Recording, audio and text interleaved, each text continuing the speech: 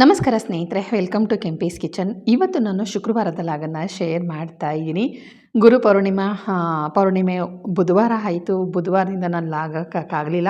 ಕಾರಣ ಏನಂದರೆ, ನನ್ನ ದತ್ತಾಶ್ರಮದಲ್ಲಿ ಅಂದರೆ ನಮ್ಮ ಚಕ್ರವರ್ತಿ ಲೇಔಟ್ ಬೆಂಗಳೂರಲ್ಲಿ ಕಾರ್ಯಕ್ರಮಗಳು ನಡೀತಿರೋದ್ರಿಂದ ಅಲ್ಲೂ ಸಹ ಜಾಗರಣೆಗೆ ಹೋಗಿದೆ. ತುಂಬ ದಿನಗಳೇ ಆಗಿತ್ತು, ತುಂಬ ಅಲ್ಲ ವರ್ಷನೇ ಆಗಿತ್ತು. ಒಂದೂವರೆ ವರ್ಷ ಆಗಿತ್ತು ಹೋಗೇ ಇರಲಿಲ್ಲ ಈ ಥರ ಜಾಗರಣೆ ಇರೋದಕ್ಕೆ. ತುಂಬ ಖುಷಿಯಾಯಿತು. ಶಾರ್ಟ್ ವೀಡಿಯೋದಲ್ಲಿ ಅದನ್ನು ಶೇರ್ ಮಾಡಿದ್ದೀನಿ, ಹೇಗೆಲ್ಲ ಆಯಿತು ಅಂತಂತ. ಖಂಡಿತ ಶಾರ್ಟ್ ವೀಡಿಯೋನ ಹೋಗಿ ನೋಡಿ. ಖಂಡಿತವಾಗ್ಲೂ ನಾನು ಯಾವುದೇ ರೂಪದಲ್ಲಾದರಾಗಲಿ ನಿಮ್ಮ ಕಷ್ಟನ ಬಗೆಹರಿಸ್ತಾರೆ, ಕಷ್ಟ ಖಂಡಿತ ಬಗೆಹರಿಯುತ್ತೆ ಅಂತ ಖಂಡಿತ ಪ್ರಾಮಿಸ್ ಮಾಡಲ್ಲ. ನಿಮ್ಮ ಜೀವನದಲ್ಲಿ ಒಂದು ಸಲ ಬಂದು ಆ ಆರತಿ ಕಾರ್ಯಕ್ರಮನ ನೋಡ್ಕೊಂಡೋಗಿ, ಆಮೇಲೆ ನೀವೇ ಹೇಳಿ. ಅಷ್ಟು ಮಾತ್ರ ನಾನು ಹೇಳ್ತಾ ವೀಡಿಯೋನ ಶುರು ಮಾಡ್ತಾ ಇದ್ದೀನಿ. ಬನ್ನಿ, ವಿಡಿಯೋ ಶುರು ಮಾಡ್ತಾ ಇದ್ದೀನಿ. ವಿಡಿಯೋ ಇಷ್ಟ ಆದಲ್ಲಿ ಒಂದು ಲೈಕ್ ಕೊಡಿ, ಹೊಸ್ದಾಗಿ ನೋಡ್ತಾ ಇರೋರು ಸಬ್ಸ್ಕ್ರೈಬ್ ಮಾಡ್ಕೊಳ್ಳಿ, ನಿಮ್ಮ ಅನಿಸಿಕೆ ಅಭಿಪ್ರಾಯಗಳನ್ನು ಕಮೆಂಟ್ ಹಾಕಿ ಅಂತ ಹೇಳ್ತಾ ವೆಲ್ಕಮ್ ಟು ಕೆಂಪೀಸ್ ಕಿಚನ್. ಇವತ್ತು ಬೆಳಗ್ಗೆನೇ ಸ್ಟವನ್ನೆಲ್ಲ ಒರೆಸ್ಕೊಂಡು ಕಷಾಯ ಮಾಡಿ ಕುಡ್ಕೊಂಡು, ಅದ್ರ ಜೊತೆಗೆ ಇವತ್ತು ಸ್ವಲ್ಪ ಕಾಳು ಇದೆಲ್ಲ ಹುರಿದಿಟ್ಟಿದೆ ಬೇಳೆ ಸಾಂಬಾರು ಪೌಡ್ರಿಗೆ ಅಂತ. ನಿಜವಾಗಿಯೂ ಹೇಳ್ತೀನಿ, ಇದನ್ನೆಲ್ಲ ವೀಡಿಯೋ ಮಾಡ್ಕೋಬೇಕು ಅಂದ್ಕೊಂಡೆ ಎಲ್ಲ ರೆಡಿ ಮಾಡ್ಕೊಂಡಿದ್ದು. ನನ್ನ ಹಣೆ ಬರೋಕ್ಕೆ ಹೇಗಾಯಿತು ಅಂತಂದರೆ, ಕರೆಂಟೇ ಇರಲಿಲ್ಲಪ್ಪ. ಕರೆಂಟೇ ಕೈ ಕೊಡ್ತು. ಏನಾಯಿತು ಅಂತಂದರೆ, ಇಡೀ ದಿನ ಕರೆಂಟ್ ತೆಗೆದಿರೋದೇ ನಮಗೆ ಇದಾಗಲಿಲ್ಲ. ಅಂದರೆ ಪೇಪರಲ್ಲೆಲ್ಲ ಹಾಕಿದ್ರಂತೆ, ನಮ್ಗೆ ಅದು ನ್ಯೂಸ್ ಗೊತ್ತಾಗಿಲ್ಲ. ಬಟ್ ಏನು ಮಾಡೋಕ್ಕಾಗಲ್ಲ. ನಾನು ಈ ಒಂದು ಟೈಮನ್ನು ಮಿಸ್ ಮಾಡ್ಕೊಳ್ಳೋಕೆ ಇಷ್ಟಪಡಲಿಲ್ಲ. ಹಾಗಾಗಿ ವೀಡಿಯೋನ ಇನ್ನೊಂದು ಸಲ ತೋರಿಸಿದ್ರಾಯಿತು, ಅದ್ರ ಬಗ್ಗೆ ಮಾಹಿತಿ ಕೊಟ್ಟರಾಯಿತು ಅಂತ ಅಂದ್ಬಿಟ್ಟು ನಾನು ಎಲ್ಲನೂ ಹುರಿದು ರೆಡಿ ಮಾಡಿ ಇಟ್ಕೊಂಡಿದ್ದೀನಿ. ಇವತ್ತೇ ಅದನ್ನು ಪೌಡ್ರ್ ಮಾಡ್ಕೊಂಬಂದು ಇಡಬೇಕು. ಬನ್ನಿ, ಇವಾಗ ಬಿಸಿ ಬಿಸಿ ಕಾಫಿ ಜೊತೆ. ಇನ್ನು ಮಳೆ ಅಂತೂ ಶುರುವಾಗಿದೆ. ತುಂಬ ಜೋರಾಗೇನಲ್ಲ, ಸಿಂಪಲ್ ಮಳೆ ಶುರುವಾಗಿದೆ. ಚಿಕ್ಕಮಂಗ್ಳೂರಲ್ಲಿ ಮಳೆ ಇರಲಿ, ಚಳಿ ಇರಲಿ, ಬಿಸಿಲಿರಲಿ, ಏನಿರಲಿ, ಚಳಿ ಅಂತೂ ಕಂಪಲ್ಸರಿ ಇದ್ದೇ ಇರುತ್ತೆ. ಅದರಲ್ಲೂ ಒಂದೆರಡು ಹನಿ ಮಳೆ ಬಿದ್ದುಬಿಟ್ರಂತೂ ಹೇಳೋಂಗೆ ಇಲ್ಲ. ಇನ್ನು ಬಿಸಿ ಬಿಸಿ ದೋಸೆ ಮಾಡ್ತಾಯಿದ್ದೀನಿ. ಎಲ್ಲ ಕೇಳ್ತೀರಾ, ದೋಸೆ ಅಂದರೆ ನಿಮಗೆ ತುಂಬಾ ಇಷ್ಟನಾ ಅಂತ. ದೋಸೆ ಮತ್ತು ಇಡ್ಲಿ ಅಂದರೆ ತುಂಬ ಇಷ್ಟ. ಜೊತೆಗೆ ರೈಸ್ ಐಟಮು ತಿಂತೀವಿ. ಪೂರಿ ಸ್ವಲ್ಪ ದೂರ. ಪೂರಿ ಚಪಾತಿನ ನಾನು ತಿನ್ನೋದಿಲ್ಲ. ಚಪಾತಿನ ನಮ್ಮ ಮಗ ಮತ್ತು ನಮ್ಮ ಮನೆಯವರು ಅವ್ರು ತುಂಬ ಇಷ್ಟಪಟ್ಟು ತಿಂತಾರೆ. ಬಟ್ ನನಗೆ ಚಪಾತಿ ಮಾಡಿದ ದಿನ ನಾನು ಮುದ್ದೆ ಮಾಡ್ಕೊಂಡ್ಬಿಡ್ತೀನಿ. ನಮ್ಮ ಮನೆಯವ್ರ ಚಾನ್ಸ್ ನಾನು ವಹಿಸ್ಕೊಳ್ತೀನಿ. ಬನ್ನಿ, ಬಿಸಿ ಬಿಸಿ ದೋಸೆ ಮಾಡ್ತಾಯಿದ್ದೀನಿ. ದೋಸೆ ಜೊತೆಗೆ ಆಲೂಗೆಡ್ಡೆ ಗೊಜ್ಜನ್ನು ಮಾಡಿದೆ. ಗೊಜ್ಜನ್ನು ಮಾಡ್ತಾ ಕೆಲವೊಂದು ವಿಚಾರಗಳ ಬಗ್ಗೆ ನಾನು ಮಾತಾಡಲೇಬೇಕು. ಮಾತಾಡಲಿಲ್ಲ ಅಂತಂದರೆ ಖಂಡಿತ ಆಗೋದಿಲ್ಲ. ಜೀವನದಲ್ಲಿ ನಾವೇನೇ ನಂಬಿದ್ರು, ಮನೆ ದೇವರಾಗಲಿ, ಕುಲದೈವ ಆಗಲಿ, ಅಥವಾ ನಾವು ಇಷ್ಟಪಟ್ಟಿರೋ ದೇವರಾಗಲಿ, ಗುರುಗಳಾಗಲಿ, ಒಂದು ಪೂಜೆ ಆಗಲಿ, ಪುನಸ್ಕಾರ ಆಗಲಿ, ಎಲ್ಲದಕ್ಕೂ ಟೈಮು ಅಂತ ಬೇಕಾಗುತ್ತೆ. ಆದರೆ ನಾವು ಜೀವನದಲ್ಲಿ ಏನಾದರೂ ಒಂದನ್ನು ಮಾಡಿದಾಗ ಆ ದೇವರು ತಕ್ಷಣಕ್ಕೆ ಆ ವರ ಕೊಟ್ಬಿಡಬೇಕು ಅಂತ ಅನ್ನೋದು ಖಂಡಿತ ತಪ್ಪಾಗುತ್ತೆ. ದೇವರು ಸ್ವಲ್ಪ ನಿಧಾನ ಮಾಡ್ತಾ ಇದ್ದಾರೆ, ಯೂನಿವರ್ಸ್ ನಿಧಾನ ಮಾಡ್ತಾ ಇದ್ದಾರೆ ಅಂತಂದರೆ ಅದಕ್ಕೊಂದು ರೀಸನ್ ಇರುತ್ತೆ. ಒಂದು, ನಮಗೆ ಪಡೆಯೋ ಯೋಗ್ಯತೆ ಇಲ್ಲದೆ ಇರ್ಬೋದು. ಒಂದು ಯೋಗ ಇದ್ದರೆ ಯೋಗ್ಯತೆ ಇಲ್ಲದಿರ್ಬೋದು. ಒಂದು ಯೋಗ್ಯತೆ ಇದ್ದರೆ ಯೋಗ ಇಲ್ಲದೆ ಇರ್ಬೋದು.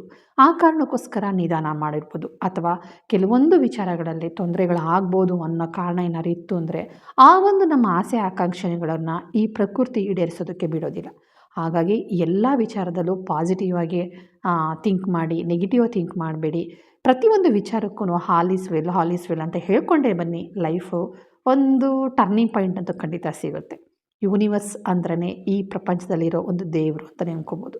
ದೇವರಿಲ್ಲ ಅಂತಂದರೆ ನಾವು ಬದುಕೋಕ್ಕಾಗೋದಿಲ್ಲ. ಯೂನಿವರ್ಸಲ್ಲಿ ಎಷ್ಟು ಚಮತ್ಕಾರಗಳು ನಡೆಯುತ್ತೆ ಅಂತಂದರೆ ಅದನ್ನು ನೋಡಿರೋರಿಗೆ ಅದರ ಅನುಭವಗಳು ಗೊತ್ತಾಗುತ್ತೆ. ಹೌದಲ್ವಾ? ಪ್ರತಿಯೊಬ್ಬರ ಜೀವನದಲ್ಲಿ ಪವಾಡಗಳಂತೂ ಖಂಡಿತ ನಡೆಯುತ್ತೆ.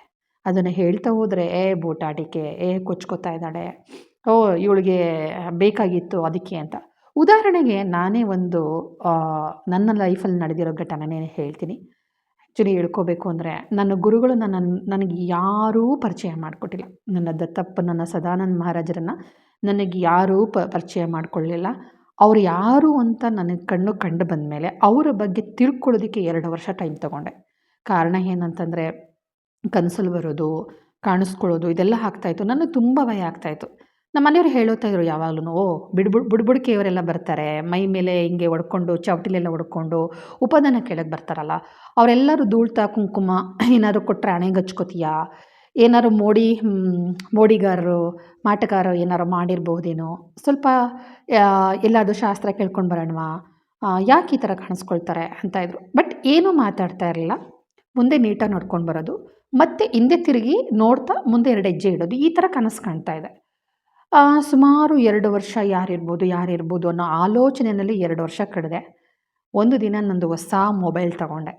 ಅದು ಇದು ಯಾವುದಪ್ಪ ಅದು ಹೆಸರೇ ಮರ್ತೋಗಿದೆ ಮೊಬೈಲ್ ಹೆಸರು. ಬಟ್ ಆ ಮೊಬೈಲ್ ತಗೊಂಡ್ಮೇಲೆ ಅಡುಗೆ ಕಾರ್ಯಕ್ರಮ ಬರ್ತಾ ಇದೆ ಅಂತಂದ್ಬಿಟ್ಟು ಅನು ಸ್ವಯಂ ಕಲಿಕೆ ಅನ್ನೋ ಅಡುಗೆ ಕಾರ್ಯಕ್ರಮ ತುಂಬಾ ಹೆಸರು ಮಾಡಿದರು. ಆವಾಗ ಅವ್ರ ಕಾರ್ಯಕ್ರಮ ನೋಡೋಣ ಅಂತಂದ್ಬಿಟ್ಟು ನಾನು ಮೊಬೈಲ್ನ ನೋಡ್ತಾ ಇರಬೇಕಾದ್ರೆ ಫೋಟೋ ಬಂತು ಅವ್ರದ್ದು. ಅಬ್ಬಬ್ಬಾ! ಇವರೇ ಅಲ್ವಾ ನನ್ನ ಕನಸಲ್ಲಿ ಬರ್ತಾ ಇದ್ದಿದ್ದು. ಕಳ್ಳ ಇವ್ರದ್ದು ಬೇರೆ ಯೂಟ್ಯೂಬ್ ಚಾನಲ್ ಬೇರೆ ಇದೆಯಾ ಅಂದ್ಬಿಟ್ಟು ಅದ್ರ ಬಗ್ಗೆ ತಿಳ್ಕೊಳ್ತಾ ಆಶ್ರಮದ ಬಗ್ಗೆ ಎಲ್ಲ ತಿಳ್ಕೊಳ್ತಾ ಆಶ್ರಮಕ್ಕೆಲ್ಲ ಫೋನ್ ಮಾಡಿ ಅವ್ರ ಬಗ್ಗೆ ಎಲ್ಲ ವಿಚಾರಿಸ್ಕೊಂಡು ಅವ್ರು ಎಲ್ಲಿ ಐಕ್ಯ ಅವ್ರು ಜೀವಂತವಾಗಿದ್ದಾರಾ, ಎಲ್ಲಿ ಇಲ್ವಾ, ಅವ್ರು ಎಲ್ಲಿ ಐಕ್ಯ ಆಗಿದ್ದಾರೆ, ಇಲ್ಲೇನಕ್ಕೆ ಆಶ್ರಮ ಕಟ್ಟಿದ್ರು, ಇದನ್ನೆಲ್ಲನೂ ಅವ್ರಿಗೆ ಹೆಂಗೆ ತಲೆ ತಿಂದಿದ್ದೀನಿ ಅಂದರೆ ಫೋನಲ್ಲಿ ಅಷ್ಟು ಅವ್ರ ಬಗ್ಗೆ ಮಾಹಿತಿ ತೊಗೊಂಡು ಸುಮ್ಮನೆ ಆಗ್ಬಿಟ್ಟೆ. ಸುಮ್ಮನೆ ಆಗಾದಮೇಲೆ ನಾನು ಫಸ್ಟ್ ಟೈಮ್ ಅಂತ ಹೋಗಿದ್ದು ರಾಯಾಪುರಕ್ಕೆ. ಫಸ್ಟ್ ನನ್ನ ಮನಸ್ಸಲ್ಲಿ ಅಂದ್ಕೊಂಡಿದ್ದೆ ಹಾಗೆ ನಾನು ರಾಯಕ್ಕೆ ಬರಬೇಕು. ಒಂದು ಉದ್ದೇಶ ಇಟ್ಕೊಂಡು ನಾನು ಹೋಗಬೇಕಾಗಿತ್ತು. ಯಾಕೆಂದರೆ ಭಾಷೆ ಗೊತ್ತಿಲ್ಲ, ನನಗೇನೂ ಪರಿಚಯ ಇಲ್ಲ, ಯಾರ ಮುಖಾಂತರನೂ ಒಂದು ಹೈಯರ್ ಎಜುಕೇಷನ್ಗೆ ಹೋಗ್ಬೇಕಾದ ಸಂದರ್ಭ ಬಂದಾಗ ಯಾರ ಮುಖಾಂತರನೂ ಹೋಗ್ತಾ ಇಲ್ಲ, ಅಥವಾ ನಾನು ಹೋಗೋ ಜಾಗದಲ್ಲಿ ನನ್ನ ಫ್ರೆಂಡ್ಗಳು ಇಲ್ಲ, ಪರಿಚಯದವರಿಲ್ಲ.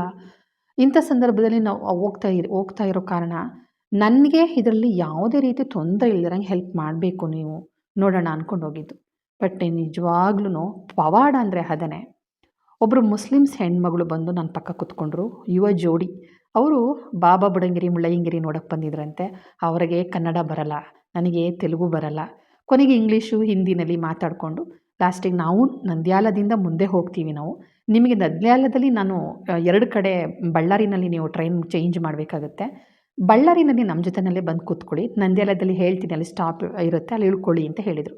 ಓಕೆ ಅಂತ ಅಲ್ಲಿ ಇಳ್ಕೊಂಡು ಅಲ್ಲಿಗೆ ಹೋಗಿ ಯೂನಿವರ್ಸಿಟಿನಲ್ಲಿ ನಮ್ಮದು ಎಲ್ಲ ಫೀಸೆಲ್ಲ ಕಟ್ಟೋ ತನಕ ರಾತ್ರಿ 8:45, 5:15ಗೆಲ್ಲ 5:15ಗೆಲ್ಲ ಕ್ಲೋಸ್ ಮಾಡೋ ಆಫೀಸು ನಮಗೋಸ್ಕರ 8:15, 8:45 ತನಕ ತೆಗೆದುಕೊಂಡಿದ್ರು ಅಂದರೆ ದೇವ್ರ ಆಶೀರ್ವಾದ ಇಲ್ದಿರ ಆಗುತ್ತಾ? ಭಾಷೆ ಗೊತ್ತಿಲ್ಲ, ಅವ್ರ ಭಾಷೆ ಬರಲ್ಲ, ಎಲ್ಲ ಇಂಗ್ಲೀಷ್ ಹಿಂದಿನಲ್ಲೇ ಮಾತಾಡಿರೋದು, ಅಲ್ಲಿ ಯಾರಂತ ಗೊತ್ತಿಲ್ಲ, ಅಲ್ಲಿ ಹೇಗೆ ಪಿ ಜಿ ಮಾಡಬೇಕಾ, ಇಲ್ಲ ಆ ಯೂನಿವರ್ಸಿಟಿಯಿಂದನೇ ಫ್ರೀ ಪಿ ಜಿ ಇರುತ್ತೆ ಅದಕ್ಕೆ ಸೇರ್ಕೋಬೇಕಾ ಗೊತ್ತಿಲ್ಲ. ಬಟ್ ಒಂದು ಲೈಫಲ್ಲಿ ಒಂದು ನೆಲೆ ಅಂತ ತೊಗೊಂಡು ಬಂದು ನಿಲ್ಲಿಸಿದ್ರು. ಇವತ್ತು ನನ್ನ ಜೀವನದಲ್ಲಿ ನಾನು ಮಾತಾಡ್ತಿದ್ದೀನೋ ಅದು ಯಾವುದೂ ಸುಳ್ಳಂತೂ ಖಂಡಿತ ಅಲ್ಲ. ನನ್ನ ಲೈಫಲ್ಲಿ ಇಷ್ಟೆಲ್ಲ ಮಾಡಿದ್ದಾರೆ. ಹೆಲ್ತ್ಗೆ ಸಂಬಂಧಪಟ್ಟಾಗೆ, ಆಸ್ತಿ ಸಂಬಂಧಪಟ್ಟಾಗೆ ಪವಾಡಗಳೇ ನಡೆದೋಗಿದೆ. ಅದು ಹೇಳ್ಕೊಳ್ಳೋಕ್ಕೆ ಅಸಾಧ್ಯ.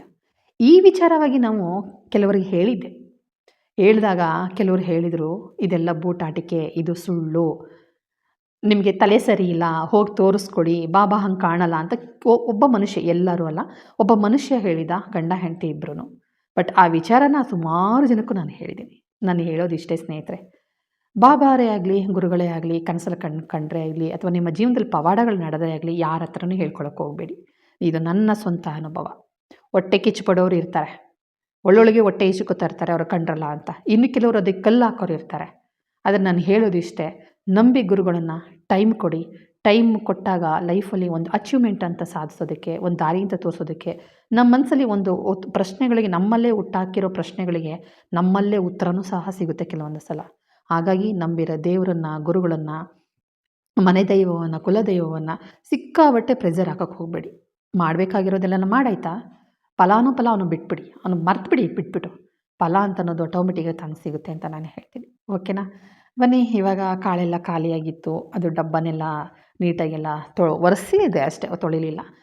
ಅಂದರೆ ಫಸ್ಟು ತೊಳೆದು ಇಟ್ಟಿದೆ, ಅದೊಂದೆರಡು ಕಾಳಿತ್ತು, ಆ ಕಾಳನ್ನು ಖಾಲಿ ಡಬ್ಬ ಬಿಡಬಾರ್ದು ಅಂತ ಒಂದೆರಡು ಕಾಳನ್ನು ಅದರೊಳಗಡೆ ಹಾಕಿಟ್ಟಿದ್ದೆ. ಅದನ್ನೆಲ್ಲ ನೀಟಾಗಿ ಒರೆಸ್ಕೊಂಡು ಇವಾಗ ಹೆಸರು ಕಾಳು ಮತ್ತು ಬೇಳೆನ ಹಾಕ್ಬಿಟ್ಟು ರುಚಿಯಾಗಿರೋ ಪಲ್ಯ ಮತ್ತು ಬಸ್ಸಾರು ಮಾಡ್ತಾಯಿದ್ದೀನಿ.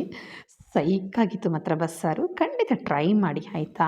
ಹೊಸ ಖಾರದ ಸಾಂಬಾರು ಪುಡಿ ಬೇರೆ ಮಾಡಿಸಿದ್ನ, ಹಿಂಗಿರುತ್ತೆ ಟೇಸ್ಟು. ನನಗೊಂದು ಕುತೂಹಲ, ಏನೇ ಅಡುಗೆ ಪೌಡ್ರ್ ಮಾಡಿದ್ರೂ ಅದರಿಂದ ಟೇಸ್ಟ್ ಹೇಗಿರುತ್ತೆ ಅನ್ನೋ ಒಂದು ಕುತೂಹಲ ನನಗೆ. ಅದಕ್ಕೋಸ್ಕರ ಗೋರಿಕಾಯಿ ಇತ್ತಲ್ಲ, ಅಥವಾ ಗೋರಿಕಾಯಿ ಜವಳಿಕಾಯಿ ಎರಡನ್ನೂ ಅಂತೀವಿ, ಅದನ್ನು ಹಾಕಿ ಸಾಂಬಾರು ಮಾಡಿಬಿಡೋಣ, ಬಸ್ಸಾಂಬಾರನ್ನ ಅಂತಂದ್ಬಿಟ್ಟು ಬಸ್ಸಾರನ್ನ ಮಾಡೋಣ ಅಂತ ರೆಡಿ ಮಾಡ್ಕೊಳ್ತಾಯಿದ್ದೀನಿ. ಸುಮಾರು ಬಸ್ಸಾರನ್ನ 4-5 ಥರ ಮಾಡ್ತೀನಿ, ಮಾಡಲ್ಲ ಅಂತಲ್ಲ. ತುಂಬ ಅಂದರೆ ಉಪ್ಸಾರು ಥರ ಮಾಡೋದು, ಅದಕ್ಕೆ ಹಸಿ ಮೆಣಸಿನ್ಕಾಯಿ, ಈರುಳ್ಳಿ, ಬೆಳ್ಳುಳ್ಳಿ ಎಲ್ಲ ಹುರ್ಕೊಂಡು ರುಬ್ಬಾಕೋದು, ಇದೆಲ್ಲ ಮಾಡ್ಬೋದು. ಏನು ಕಾಯೆಲ್ಲ ರುಬ್ಬಾಕೋಂಗಿಲ್ಲ, ಬರೀ ಖಾರದ ಪುಡಿ ಹಾಕಿ, ಸಾಂಬಾರು ಪುಡಿ ಹಾಕಿ, ತೆಂಗಿನಕಾಯಿ ತುರಿ ಹಾಕ್ಬಿಟ್ಟು ಸಾರು ಥರ ತೆಳುವಾಗಿ ಗ್ಲಾಸನ್ನು ಬಿಟ್ಕೊ ಕುಡಿಬೋದು, ಆ ಥರನೂ ಮಾಡ್ಬೋದು. ತುಂಬ ಟೇಸ್ಟಿಯಾಗಿರುತ್ತೆ. ಒಂದು ನೆಕ್ಸ್ಟ್ ಲೆವೆಲ್ ಇರುತ್ತೆ ಟೇಸ್ಟ್ ಮಾತ್ರ. ಆಯಿತಾ. ಇವಾಗ ಎಲ್ಲನೂ ಹೆಸ್ರು ಕಾಳನ್ನ ಹುರ್ಕೊಂಡಿದ್ದೀನಿ, ಮಸೂರ್ ದಾಲು ಮತ್ತು ತೊಗರಿಬೇಳೆನ ಸಮ ಪ್ರಮಾಣದಲ್ಲಿ ಮಿಕ್ಸ್ ಮಾಡ್ಕೊಂಡು ನೋಡಿದ್ರಲ್ಲ ನೀವು, ಸ್ವಲ್ಪ ಕಡಿಮೆ ಮಟ್ಟಿಗೆ ಮಸೂರ್ ದಾಲ್ನ ಮಿಕ್ಸ್ ಮಾಡ್ಕೊಳ್ತೀನಿ. ತೊಗರಿಬೇಳೆ ಜಾಸ್ತಿ ಹಾಕ್ಕೊಳ್ತೀನಿ. ಎರಡನ್ನೂ ಮಿಕ್ಸ್ ಮಾಡಿ ಇಟ್ಕೊಂಡಿದ್ದೀನಿ. ಅದನ್ನೆಲ್ಲ ತೊಳ್ಕೊಳ್ತೀನಿ. ಹೆಸರು ಕಾಳು ಒಂದೇ ಹುರಿಯೋದು. ಹುರಿದಾದ್ಮೇಲೆ ತೊಳ್ಕೊಳ್ತೀನಿ. ಯಾಕೆಂದರೆ ಪೌಡ್ರೆಲ್ಲ ಮಿಕ್ಸ್ ಮಾಡಿರ್ತಾರಲ್ಲ, ಆ ಕಾರಣಕ್ಕೋಸ್ಕರ. ಆಯಿತಾ? ಅದನ್ನು ಇವಾಗ ಜವಳಿಕಾಯಿ ಜೊತೆಗೆ ಕುಕ್ಕರ್ಗೆ ಹಾಕ್ಬಿಟ್ಟು ಒಂದೇ ಒಂದು ವಿಸಲ್ ಬಸ್ಕೊಳ್ಳೋದು. ಜಾಸ್ತಿ ಒಂದು ವಿಸಲ್ ಮೇಲೆ ಇನ್ನೂ ಸ್ವಲ್ಪ ಹೊತ್ತು ಬಿಟ್ಬಿಟ್ರೂ ಸಹ ಬೆಂದೋಗ್ಬಿಡುತ್ತೆ. ಒಂದು ವಿಸಲ್ ಬಂದಮೇಲೂ ಸ್ವಲ್ಪ ವಿಸಲ್ ಎತ್ತಿ ಎತ್ತಿ ನೋಡಿದ್ದಾಯಿತು ನಾನು. ಓಕೆ, ಈಗ ಒಲೆ ಮೇಲೆ ಸಾರಿಗೆ ಹುಡ್ಕೊಳ್ಳೋಣ. ಸ್ವಲ್ಪ ಎಣ್ಣೆ ಹಾಕಿದ್ದೀನಿ. ಸ್ವಲ್ಪ ಜೀರಿಗೆ, ಕರಿಬೇವು ಸೊಪ್ಪು, ಬೆಳ್ಳುಳ್ಳಿ, ಆಮೇಲೆ ಈರುಳ್ಳಿ ಹಾಕ್ಕೊಂಡಿದ್ದೀನಿ. ಒಂದೆರಡು ಕಾಳು ಮೆಣಸನ್ನು ಹಾಕ್ಕೊಳ್ತೀನಿ. ಖಾರದ ಸಾಂಬಾರು ಪುಡಿಗೆ ಹಾಕಿಲ್ವಂದ್ರೆ ಹಾಕಿದ್ದೀನಿ. ಎಕ್ಸ್ಟ್ರಾ ಟೇಸ್ಟ್ ಕೊಡುತ್ತೆ ಇದೆಲ್ಲ. ಆಯಿತಾ? ಸ್ವಲ್ಪ ಹುಣಸೆಹಣ್ಣು ತೊಳೆದ್ಬಿಟ್ಟು ಹಾಕ್ಕೊಂಡಿದ್ದೀನಿ. ಇಷ್ಟನ್ನು ಹಾಕಿ ಹುರ್ಕೊಳ್ತೀನಿ. ತುಂಬ ಕೆಂಪಾಗಿ ಹುರಿಬೇಕು ಅಂತಲ್ಲ, ಸ್ವಲ್ಪ ಕಲರ್ ಚೇಂಜ್ ಆಗೋ ತನಕ ಹುರ್ಕೊಂಡು ಸ್ವಲ್ಪ ತೆಂಗಿನಕಾಯಿನ ಹಾಕ್ಕೋಬೇಕು. ಜಾಸ್ತಿ ಹಾಕ್ಕೊಂಡ್ರೆ ಟೇಸ್ಟ್ ಚೆನ್ನಾಗಿರೋದಿಲ್ಲ. ಗಟ್ಟಿ ಆಗಬಾರ್ದು ಸಾರು. ತೆಳುವಾಗಿದ್ದರೆ ಸಾರು ಚೆಂದ. ಸ್ವಲ್ಪ ತೆಂಗಿನಕಾಯಿ ಹಾಕಿಲ್ಲ ಅನ್ನೋಂಗಿರಬೇಕು. ನಿಮಗೆ ಮಾಡ್ತಾ ಮಾಡ್ತಾ ಗೊತ್ತಾಗ್ಬಿಡುತ್ತೆ ಏನು ಜಾಸ್ತಿ ಹಾಕಬೇಕು, ಎಷ್ಟು ಕಮ್ಮಿ ಹಾಕಬೇಕು ಅಂತೆಲ್ಲ ಗೊತ್ತಾಗುತ್ತೆ. ಆಯಿತಾ? ಈಗ ಒಂದು 3 ಟೊಮೊಟೊನ, ಸಣ್ಣ ಸಣ್ಣ ಟೊಮೊಟೊ, ಹುಳಿ ಟೊಮೊಟೊನ ಹೆಚ್ಚಿಟ್ಕೊಂಡು ಅದನ್ನು ಹಾಕಿ ಚೆನ್ನಾಗಿ ಸ್ವಲ್ಪ ಟೊಮೊಟೊ ಬಾಡಿಸ್ಕೊತೀನಿ. ಅದಾದಮೇಲೆ ಸ್ವಲ್ಪ ಅರಶಿನ ಪುಡಿ, ಬೇಳೆ ಸಾಂಬಾರು ಪುಡಿ, ಚಿಲ್ಲಿ ಪೌಡರ್ನ ಹಾಕಿ ಸ್ಟವನ್ನು ಆಫ್ ಮಾಡಿಬಿಟ್ಟು ಮತ್ತೆ ಅದೇ ಬಿಸಿನಲ್ಲಿ ಹುರ್ಕೊಳ್ತೀನಿ. ಹುರ್ಕೊಂಡಾದ್ಮೇಲೆ ಅದು ತಣ್ಣಗಾದ್ಮೇಲೆ ಅದನ್ನು ನೈಸಾಗಿ ರುಬ್ಕೋಬೇಕು. ರುಬ್ಕೊಂಡು ಆಮೇಲೆ ಏನು ಮಾಡ್ತೀನಿ ಅಂತ ಹೇಳ್ತೀನಿ. ಈಗೆಲ್ಲ ಹುರಿದಿಟ್ಟಿದ್ದಾಯಿತು. ಅದು ತಣ್ಣಗಾಗಲಿ. ಈ ಕಡೆ ಕಾಳು ಮತ್ತು ಜವಳಿಕಾಯಿ ಎಲ್ಲ ಚೆನ್ನಾಗಿ ಬೆಂದಿದೆ. ಅದನ್ನು ಬಸ್ಕೊಳ್ತೀನಿ. ನಾನು ಒಂದು ವಿಸಲ್ ಬಂದಮೇಲೆ ಮತ್ತೆ ವಿಸಲ್ ಎತ್ತಿ ಎತ್ತಿ ಅದರದಲ್ಲಿರೋ ಹೇರೆಲ್ಲನೂ ಇದು ಮಾಡಿದ್ದೀನಿ. ತುಂಬ ಬೆಂದೋಗ್ಬಿಟ್ರೆ ಚೆನ್ನಾಗಿರೋದಿಲ್ಲ ಅಂತ. ಈಗ ಮಿಕ್ಸಿ ಜಾರಿಗೆ ಎಲ್ಲನೂ ಹುರಿದಿರೋದೆಲ್ಲ ತಣ್ಣಗಾಗಿದೆ. ಅದನ್ನು ಹಾಕ್ಕೊಂಡು ಬಾಣಲಿಗೆ ಸ್ವಲ್ಪ ನೀರು ಹಾಕಿ ಅದನ್ನು ತೊಳೆದು ಮತ್ತೆ ಜಾರಿಗೆ ಹಾಕ್ಕೊಂಡು ನಾನು ನೈಸಾಗಿ ಇದನ್ನು ಪೇಸ್ಟ್ ಮಾಡ್ಕೊಳ್ತೀನಿ ಸ್ನೇಹಿತರೆ. ಯಾವುದೇ ಅಡುಗೆನ ಆದ್ರೂ ಒಂದು ಇಷ್ಟಪಟ್ಟು ಮಾಡಿದ್ರೆ ನೀರಿಗೆ ಉಪ್ಪು ಹಾಕ್ಕೊಟ್ರೂ ರುಚಿ ಇರುತ್ತೆ. ಪ್ರೀತಿ ಇರಬೇಕು ಅಡುಗೆ ಮಾಡೋದ್ರಲ್ಲಿ, ಬಡಿಸೋದ್ರಲ್ಲಾಗಲಿ, ಮಾತಾಡೋದ್ರಲ್ಲಿ ಪ್ರೀತಿ ಇದ್ರೇ ಅಡುಗೆಗೆ ರುಚಿ. ಎಕ್ಸ್ಟ್ರಾ ರುಚಿ ಬಂದುಬಿಡುತ್ತೆ ಬಿಡಿ.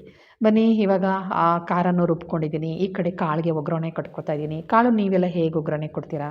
ಸ್ವಲ್ಪ ಎಣ್ಣೆ ಹಾಕಿ, ಎಣ್ಣೆ ಕಾದ್ಮೇಲೆ ಸಾಸಿವೆ, ಜೀರಿಗೆ, ಒಣಮೆಣಸಿನಕಾಯಿ, ಕರಿಬೇವು ಸೊಪ್ಪು, ಈರುಳ್ಳಿ ಇಷ್ಟನ್ನು ಹಾಕಿ ಚೆನ್ನಾಗಿ ಬಾಡಿಸ್ಕೊಂಡು ಆಮೇಲೆ ಬೇಯಿಸಿಟ್ಟಿರೋ ಕಾಳು ಹಾಕಿ, ತೆಂಗಿನಕಾಯಿ ತುರಿ ಹಾಕಿ ಚೆನ್ನಾಗಿ ಮಿಕ್ಸ್ ಮಾಡಿಬಿಟ್ಟು ಒಂದು 3 ನಿಮಿಷ ದಮ್ ಕಟ್ಟಿ ಒಲೆ ಮೇಲೆ ಇಟ್ಬಿಡ್ತೀನಿ, ಸಿಮ್ಮಲ್ಲಿ ಇಟ್ಬಿಟ್ಟು.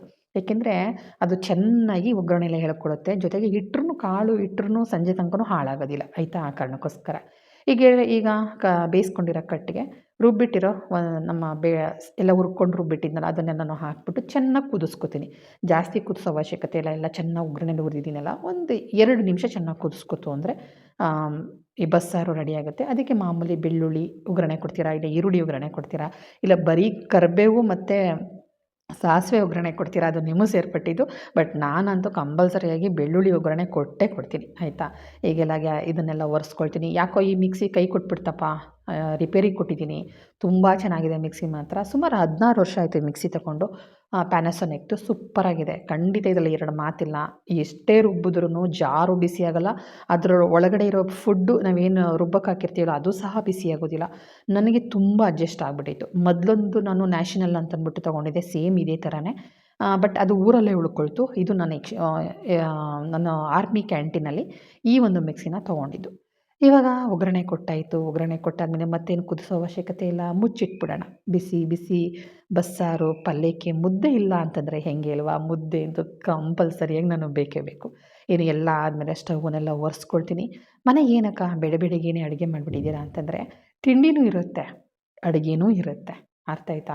ನಮ್ಮ ಮನೆಯಲ್ಲಿ ಅಡುಗೆ ತಿಂಡಿ ಎರಡೂ ಒಟ್ಟೊಟ್ಟಿಗೆ ಆಗಬೇಕು. ಯಾಕೆ ಅಂತಂದರೆ ಮನೆಯವರಿಗೆ ಕೆಲವೊಂದು ಸಲ ತಿಂಡಿ ತಿಂದರೆ ತಿಂಡಿ ಮಾಡಿರ್ತೀನಾ, ಮುದ್ದೆ ಇಲ್ವಾ ಅಂತಾರೆ. ಏನಾದ್ರು ಇಲ್ಲ ರೀ ಅಂತಂದರೆ ಮುಖ ಇಷ್ಟಪ್ಪ ಮಾಡ್ಕೊಳ್ತಾರೆ. ಅವ್ರ ಮಾತು ಯಾರಪ್ಪ ಕೇಳೋರು? ಅದಕ್ಕೋಸ್ಕರನೇ ಫಸ್ಟೇ ಕೇಳ್ಕೊಂಬಿಡ್ತೀನಿ, ನೋಡೋಣ ಮುದ್ದೆ ಮಾಡಿರು, ಇಲ್ಲ ಚಪಾತಿ ಮಾಡಿರು, ಇಲ್ಲ ರೊಟ್ಟಿ ಮಾಡಿರು ಅಂತಾರೆ. ಅವ್ರಿಗೆ ಏನು ಬೇಕು ಎಷ್ಟೊತ್ತು ಅವರೊಬ್ಬರಿಗೆ ಮಾಡೋದು ಅಲ್ವಾ? ಯಾಕೆ ಬೈಸ್ಕೋಬೇಕು? ಮಾಡೋ ಕೆಲಸ ಬೈಸ್ಕೊಂಡ್ರೂ ಮಾಡಬೇಕು ಕೆಲಸನ. ಅವ್ರು ಬೈಲಿಲ್ಲ ಅಂದ್ರೂ ನಾವೇ ಮಾಡಬೇಕು. ಅಂಥ ಕರ್ಮಕ್ಕೆ ಯಾಕೆ ಬೈಸ್ಕೋಬೇಕು ಅಂದ್ಬಿಟ್ಟು ಮಾಡಿಬಿಡ್ತೀನಿ.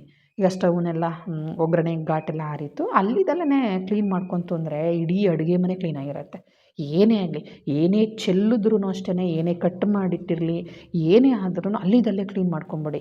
ಸ್ಟವ್ ಮತ್ತು ಸ್ಲ್ಯಾಬ್ ಕ್ಲೀನಾಗಿತ್ತು, ಸಿಂಕ್ ಕ್ಲೀನಾಗಿತ್ತು ಅಂತಂದರೆ ಇಡೀ ಅಡುಗೆ ಮನೆ ಕ್ಲೀನಾಗಿರುತ್ತೆ. ಡೀಪ್ ಕ್ಲೀನ್ ಅಂತ ಅನ್ನೋದಕ್ಕಿಂತ ಈ ಸಣ್ಣ ಪುಟ್ಟ ಕ್ಲೀನಿಂಗ್ ಅನ್ನೋದು ಸಿಕ್ಕಾಬಟ್ಟೆ ನಮ್ಮ ಜನಗಳನ್ನ ಎಳೆಯುತ್ತೆ.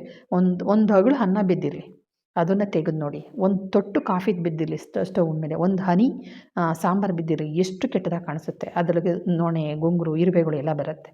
ಅವೆಲ್ಲ ಅವಾಯ್ಡ್ ಮಾಡಬೇಕು ಅಂದರೆ ಕೈಯಲ್ಲಿ ಯಾವಾಗಲೂ ಒಂದು ಬಟ್ಟೆ ಇಟ್ಕೊಂಡಿರಿ. ನಾನು ಸಹ ಈ ಕಾಟಿಂದ ಆರ್ಡ್ರ್ ಮಾಡಿದ್ದೀನಿ ಕ್ಲೀನಿಂಗ್ ಕ್ಲಾತು. ಅದ್ರ ಲಿಂಕ್ ನಾನು ಅದ್ರ ಬಗ್ಗೆ ನಾಳೆ ಶೇರ್ ಮಾಡ್ತೀನಿ. ಇನ್ನು ಒಂದು ಬಂದಿದೆ, ಇನ್ನೊಂದು ಬರಬೇಕು. ತುಂಬ ಚೆನ್ನಾಗಿದೆ ಕ್ಲಾತು, ಅದ್ರ ಬಗ್ಗೆನೂ ಶೇರ್ ಮಾಡ್ತೀನಿ. ಬನ್ನಿ, ಬಿಸಿ ಬಿಸಿ ರಾಗಿ ಮುದ್ದೆ ಮಾಡ್ತಾಯಿದ್ದೀನಿ. ಈ ಚಳಿಗೆ ಬಸ್ಸಾರು, ರಾಗಿ ಮುದ್ದೆ ಎಷ್ಟು ಚೆನ್ನಾಗಿರುತ್ತೆ ಗೊತ್ತಾ.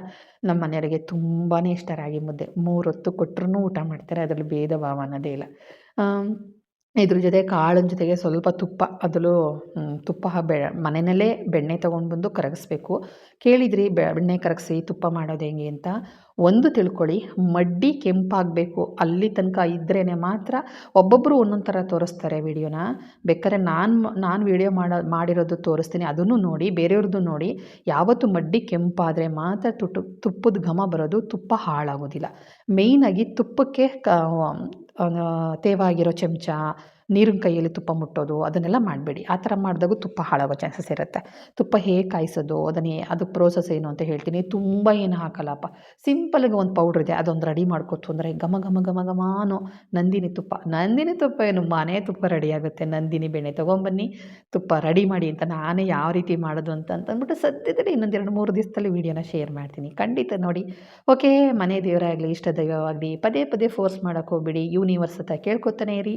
ಪ್ರತಿಯೊಂದಕ್ಕೂ ವಿಚಾರಕ್ಕೂ ಒಳ್ಳೇದಾಗುತ್ತೆ ಅಂತ ಅಂದ್ಕೊಳ್ಳಿ. ಒಳ್ಳೇದಾಗುತ್ತೆ ಅಂದರೆ ಒಳ್ಳೇದಾಗೇ ಆಗುತ್ತೆ. ಅಶ್ವಿನಿ ದೇವತೆಗಳು ಅಸ್ತು ಅಂತ ಇರ್ತಾರೆ ಅನ್ನೋದು ಅಷ್ಟೇ ಹಿರಿಕರ ಮಾತು ಸತ್ಯ. ಸುಳ್ಳಾಗೋಕ್ಕಂತೂ ಎಂದೆಂದಿಗೂ ಸಾಧ್ಯ ಇಲ್ಲ. ಜೀವನದಲ್ಲಿ ನಂಬಿಕೆ ಅನ್ನೋದು ತುಂಬ ಮುಖ್ಯ. ಆದರೆ ನಂಬಿಕೆ ಜೊತೆಗೆ ಓವರಾಗಿ ಸಿಕ್ಕಾಪಟ್ಟೆ ನಂಬೋದು, ಬೇಡವಾಗಿರೋ ವಿಚಾರಗಳಿಗೆ ನಂಬೋದು ಖಂಡಿತ ಮಾಡೋಕ್ಕೆ ಹೋಗಬೇಡಿ. ಕೆಲವೊಂದು ನಂಬಿಕೆ ಇದ್ದಾಗ ನೆಗೆಟಿವ್ ಥಾಟ್ ಅಂತೂ ಖಂಡಿತ ಮನಸ್ಸಲ್ಲಿ ಬರುತ್ತೆ. ಅದನ್ನು ಓಡಿಸೋದು ಹೇಗೆ ಅಂತ ಅನ್ನೋದನ್ನು ಕಲ್ತ್ಕೋಬೇಕಾಗತ್ತೆ. ಪ್ರತಿಯೊಂದು ವಿಚಾರಕ್ಕೂ ಒಂದು ಯೋಚನೆಗಳಿಗೂ ಜೀವ ಇರುತ್ತೆ, ಅದನ್ನು ಮರೆಯೋಕ್ಕೆ ಹೋಗಬೇಡಿ. ಒಂದು ನೆಗೆಟಿವ್ ಥಾಟ್ ನಮ್ಮ ಮನಸ್ಸಲ್ಲಿ ಬರ್ತಿದೆ ಅಂತಂದರೆ ಆ ನೆಗೆಟಿವ್ ಥಾಟ್ಗೂ ಜೀವ ಇರುತ್ತೆ. ಅದ್ರ ಹತ್ರ ಮಾತಾಡಿ, ನನ್ನ ಹತ್ರ ಬರಬೇಡ, ನನ್ನಿಂದ ದೂರ ಹೊರಟೋಗು, ಇಷ್ಟು ದಿನ ನನ್ನ ಜೊತೆನೇ ಇದೆಯಾ, ನಾನು ಯಾವ ಥರ ನೀನು ಬೈದಿದ್ದೀನ, ಅಂದಿದ್ದೀನ, ಆಡಿದ್ದೀನ, ಏನಿಲ್ಲ ತಾನೆ. ನೀ ಬಂದಿರೋ ಖುಷಿಗಾದರೂ ದಯವಿಟ್ಟು ನನ್ನನ್ನು ಬಿಟ್ಟು ಖುಷಿಯಿಂದ ಇರುವಂಥ ಆಶೀರ್ವಾದ ಮಾಡಿಬಿಟ್ಟು ಅಂತ ಕೇಳ್ಕೊಡಿ. ಒಂದು ಏನೇ ನೆಗೆಟಿವ್, ಒಂದು ಕಷ್ಟ ಆಗಲಿ, ಒಂದು ನೆಗೆಟಿವ್ ಥಾಟ್ ಬರಲಿ, ಏನೇ ಒಂದು ಒಳ್ಳೇದು ಮಾಡಬೇಕು ಅಂತಂದ್ರೂ ಈ ರೀತಿಯ ನಾವು ಕೇಳ್ಕೊಂಡಾಗ ಪ್ರಕೃತಿ ನಮಗೆ ಹೆಲ್ಪ್ ಮಾಡುತ್ತೆ. ಹೌದು ಸ್ನೇಹಿತರೆ, ಒಂದು ಕಷ್ಟಕ್ಕೂ ಸುಖಕ್ಕೂ ಆಗಲಿ, ಒಂದು ವಸ್ತುಗಳಿಗಾಗಲಿ ಜೀವ ಇರುತ್ತೆ ಅನ್ನೋದು ಅಷ್ಟೇ ಸತ್ಯ. ಯಾಕೆಂದರೆ ಪ್ರಕೃತಿ ಮಾತಾಡುತ್ತೆ ಅಂದರೆ ಸಂದರ್ಭ ಸನ್ನಿವೇಶಗಳಿಗೂ ಜೀವ ಇರುತ್ತೆ, ಉಸಿರಾಡುತ್ತೆ ಅಂತ ಅನ್ನೋದು ಎಲ್ಲರಿಗೂ ನೆನಪಿರಲಿ ಸ್ನೇಹಿತರೆ. ಗೊತ್ತಿಲ್ಲದೇ ಎಷ್ಟೋ ಪವಾಡಗಳು ನಡೆಯುತ್ತೆ. ನಾನು ಹೇಳೋದೊಂದೇ, ನನ್ನ ಗುರುವಿನ ಆಶ್ರಮಕ್ಕೆ ಹೋಗಿ ಅಂತ ನಾನು ಹೇಳೋದಿಲ್ಲ, ಒಂದು ಸಲ ವಿಸಿಟ್ ಕೊಟ್ಟು ಬನ್ನಿ. ಆಮೇಲೆ ನೀವೇ ಹೇಳ್ತೀರಾ. ಅಲ್ಲಿ ಪವಾಡಗಳನ್ನು ಹೇಳಲ್ಲ, ಯಾರ ಬಲವಂತನೂ ಇಲ್ಲ. ಈ ಪೂಜೆ ಮಾಡಿ, ಆ ಪೂಜೆ ಮಾಡಿ, ಆ ಹರಕೆ ಹೊತ್ಕೊಳ್ಳಿ, ಈ ಹರಕೆ ಹೊತ್ಕೊಳ್ಳಿ ಅಂತ ನಾವೇನೂ ಹೇಳೋದಿಲ್ಲ. ಒಂದು ಸಲ ಬನ್ನಿ, ಆರತಿ ನೋಡಿ, ಸಂತೋಷವಾಗಿ ಮನಸ್ತೃಪ್ತಿ ಆಗೋವರೆಗೂ ಊಟ ಮಾಡಿ. ಬೆಳಗಿನ ತಿಂಡಿ ಇರುತ್ತೆ, ಮಧ್ಯಾಹ್ನ ಊಟ ಇರುತ್ತೆ, ರಾತ್ರಿ ಊಟ ಇರುತ್ತೆ. ಖುಷಿಯಿಂದ ಪ್ರಸಾದನ ಸ್ವೀಕಾರ ಮಾಡಿ, ಕಣ್ತುಂಬ ಆರತಿನ ತುಂಬಿಕೊಳ್ಳಿ, ಆ ಭಗವಂತನ ಆಶೀರ್ವಾದ ಪಡ್ಕೊಂಡು ಬನ್ನಿ. ಆಮೇಲೆ ನೀವೇ ಹೋಗಬೇಕಾ, ಹೋಗಬಾರ್ದಾ, ಏನು ಕೇಳಬೇಕು, ಏನು ಕೇಳಬಾರ್ದು ಅಂತ ನೀವೇ ಡಿಸೈಡ್ ಮಾಡಿ ಅಂತ ಹೇಳ್ತಾ ನನ್ನ ಪುಟ್ಟ ವಿಡಿಯೋನ ಇಲ್ಲಿಗೆ ಮುಗಿಸ್ತಾ ಇದ್ದೀನಿ. ಇಷ್ಟ ಆದಲ್ಲಿ ಒಂದು ಲೈಕ್ ಕೊಡೋದನ್ನು ಮರಿಬೇಡಿ. ಹೊಸ್ತಾ ನೋಡ್ತಾ ಇರೋರು ಸಬ್ಸ್ಕ್ರೈಬ್ ಮಾಡ್ಕೊಳ್ಳಿ. ನಿಮ್ಮ ಅನಿಸಿಕೆ ಅಭಿಪ್ರಾಯಗಳನ್ನು ಕಮೆಂಟ್ ಹಾಕಿ ಅಂತ ಹೇಳ್ತಾ ಥ್ಯಾಂಕ್ ಯು. ನೆಕ್ಸ್ಟ್ ವಿಡಿಯೋದಲ್ಲಿ ಸಿಗ್ತೀನಿ.